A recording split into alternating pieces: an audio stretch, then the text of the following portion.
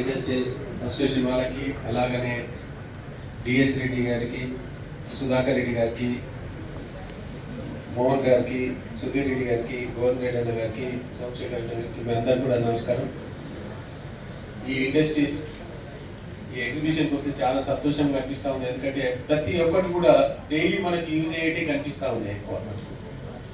కాబట్టి మనం అందరం కూడా మీ ఇండస్ట్రీకి సంబంధించింది ఈ చుట్టుపక్కల ఏదైనా కన్స్ట్రక్షన్ జరుగుతున్నా లేకపోతే ఇంకేమైనా జరుగుతుంది అనుకోండి, మీ ఇండస్ట్రీస్ తోటి ఏమైనా పనిపడ్డదంటే వాళ్ళకి ఏదైనా కావాలన్నా నేను వాళ్ళకి ఫోన్ చేసి మాట్లాడగలుగుతాను, వాళ్ళకి లెటర్ ఇస్తాను, వాళ్ళ దగ్గరకు వచ్చి రిక్వెస్ట్ కూడా చేస్తాను మీ ఇండస్ట్రీ తరఫున.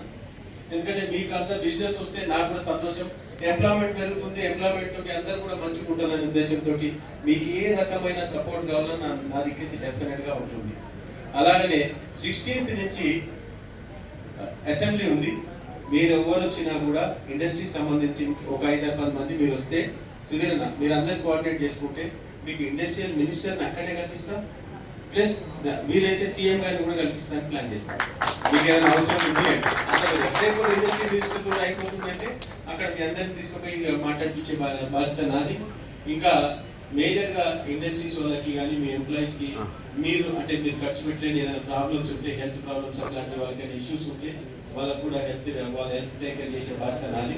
అవన్నీ కూడా చూస్తానని చెప్పి కోరుకుంటున్నాను. అలాగనే మీ ఎంప్లాయీస్ పిల్లలకి ఎవరికైనా ఎంబీబీఎస్ ర్యాంక్ సీట్ వస్తే, బీడీఎస్, ఎండి ఇట్లాంటి ర్యాంక్ సీట్లు వస్తే నా దగ్గర పంపించండి, వాళ్ళ 5 ఏళ్ళు ఫీజు నేను పే చేస్తాను.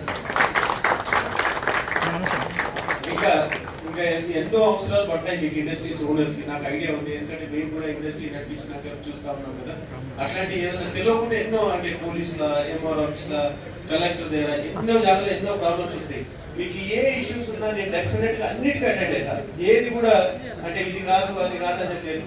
నేను ఎలక్షన్లో కూడా ఒక ప్రామిస్ చేయడం జరిగింది, జిల్లా తెలుసు మంది ఎట్లా పనిచేస్తే అట్లా పనిచేస్తాను.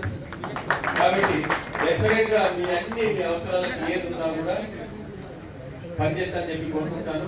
ఇంకా ముఖ్యంగా శ్రీనివాస్ రెడ్డి అన్న, నేను లాస్ట్ టైం కూడా ఎలక్ట్రిసిటీ వాళ్ళతో ఏదో పని ఉందని చెప్పినాను, మనం పోయి వచ్చినాం. అది వీట కాకపోతే అది కూడా నేను సాల్వ్ చేస్తానని చెప్పి కోరుకుంటూ ఇక్కడ పిలిచినందుకు థ్యాంక్ యూ.